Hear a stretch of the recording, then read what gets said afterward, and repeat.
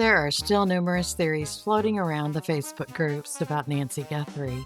Some I would qualify as those of the conspiracy kind of theory, and others are of a different flavor, but still just as nutty. I thought I'd share a few of them. The first bombshell, that really isn't even a teeny tiny firecracker, is that someone drove by Nancy's house at 4 in the morning and the lights in the house were on as well as in the guest house.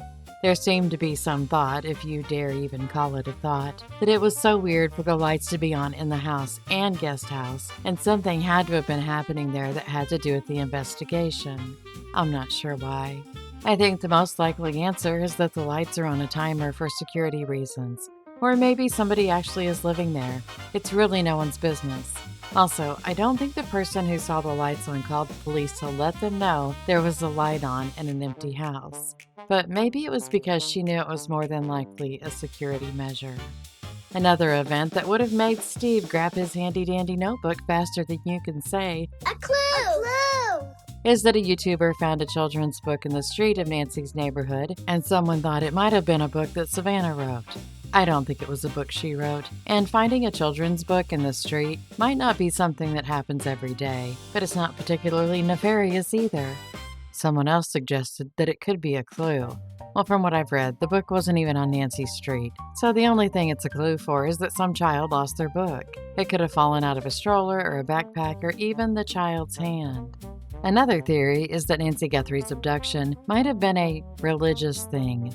And this person that brought it up asked the group what the majority of the religion in Nancy's neighborhood was, and some dude answered Muslim, like it was actually true, which it isn't. And if I had to give you $1 for every idea that I could come up with as to why someone would think that her abduction had to do with religion, I would give you a grand total of $0.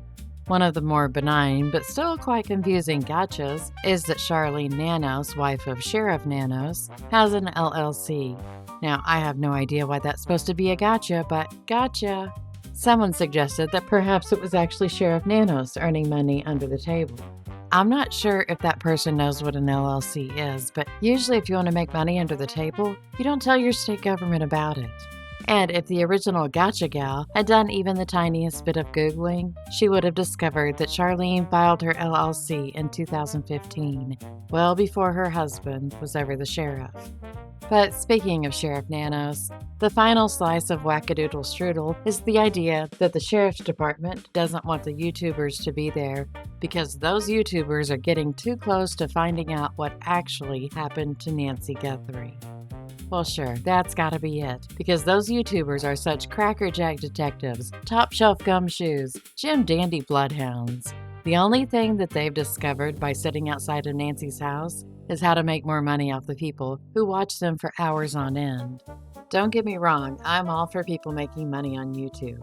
I mean, I'm trying to do the same thing, but I'm not doing it by hosting my own little mini Jerry Springer show while sitting in a neighborhood where I'm not wanted, talking about these barmy ideas, and letting people call in to blame the family and basically say whatever they want, because the crazier the better, because that's going to get more views.